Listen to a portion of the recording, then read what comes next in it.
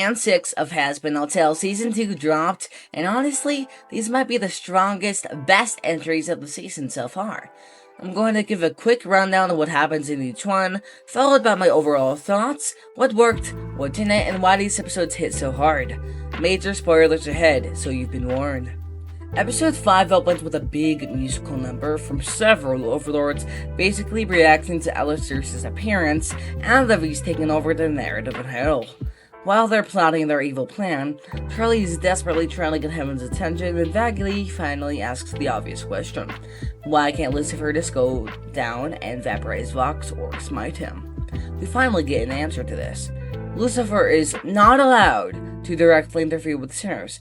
This one rule now changes literally everything. We then see Emily, Sarah, Abel, and Lute visit the hotel, and together they decide to make a public apology of Vax's massive rally in front of all the sinners.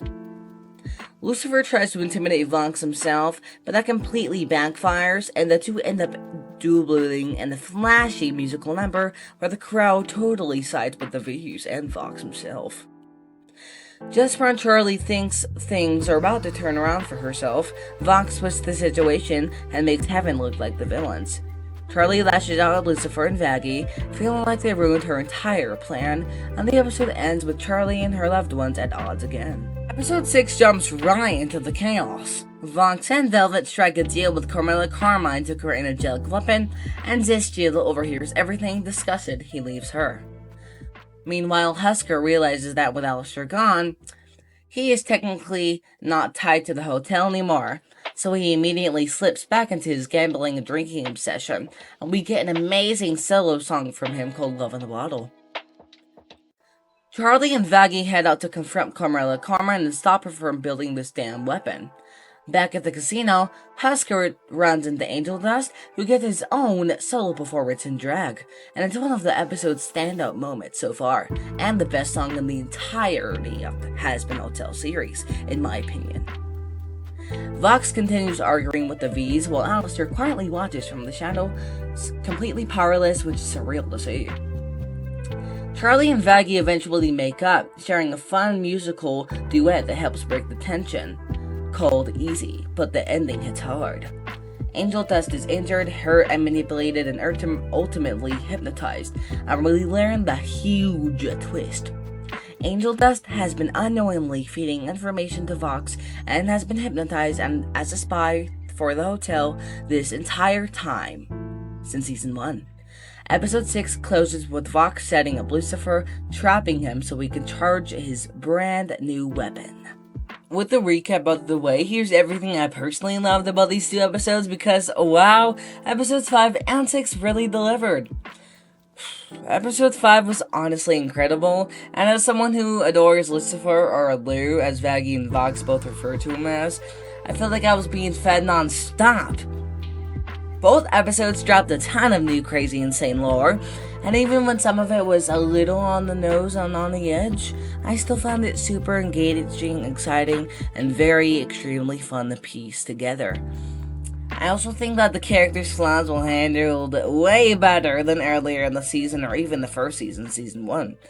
Lucifer's messy parenting, Charlie's pride slipping out, it felt more grounded and intentional this time instead of just random character moments. And the humor, legit some of the funniest moments of the season.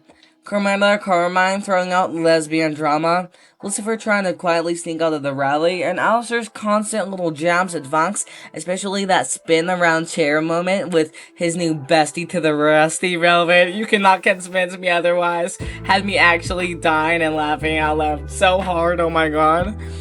Now for the music was also a huge, massive spotlight. Lucifer and Vox's duet was amazing and visually stunning, and insanely catching Vox's part. Husk's solo was one of the best songs in the entire show so far, and Keith David absolutely killed it and destroyed that performance in the best way possible. Angel Dust's solo right after that was a perfect follow-up, and his Losing Streak number is honestly my favorite Hazbin song to date.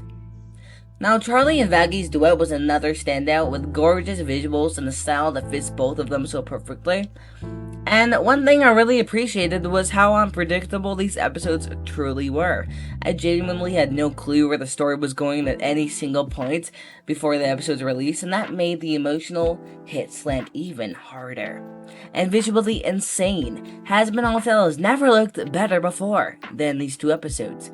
Some shots I especially loved were Sarah and Vox's revealing their angelic demonic forms, all of Husk's musical number, the lighting during Angel's big scene, his entire illusion streak moment, and the V's fight in episode 6. Absolutely unreal. I honestly don't have many complaints about these episodes. I really loved them, but if I had to point out one thing I disliked, it would be the moment in episode 6 during Vaggie and Charlie's duet called Easy.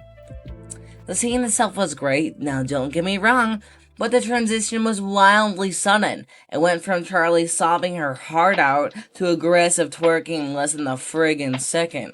Other than that, I genuinely do not see any issues with these episodes, and episode 6 is my favorite episode so far. In conclusion, I think once again these two episodes are a very big, solid improvement from the last ones, but of course they're not perfect at all, and so have a few little flaws. I'm super excited for the finale this week. What did you think of them? Let me know down below in the comments, and don't forget to subscribe with notifications turned on to stay up to date on all things Hazbin Hotel. Thanks for watching.